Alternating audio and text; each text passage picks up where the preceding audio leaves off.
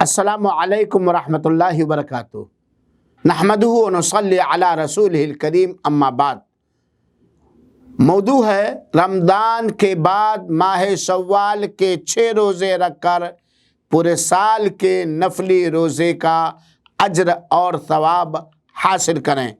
اللہ کے رسول اکرم صلی اللہ علیہ وآلہ وسلم کا فرمان مبارک ہے، من صام رمضان ثم اتبعہ 6 من شوال کان کصیام الدہر کلہ، رواہ مسلم۔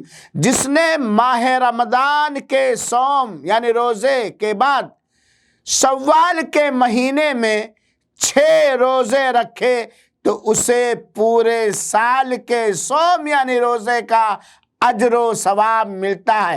سامعین کرام ذرا غور کیجئے، ماہ رمضان کے پورے مہینے کا روزہ کسی نے رکھا اور پھر اس کے بعد والے مہینے شوال کے مہینے میں صرف 6 روزہ رکھے تو اسے اتنا ثواب ملتا ہے جتنا پورے 1 سال برابر کنٹینیو روزہ رکھنے کا اجر و ثواب ملتا ہے۔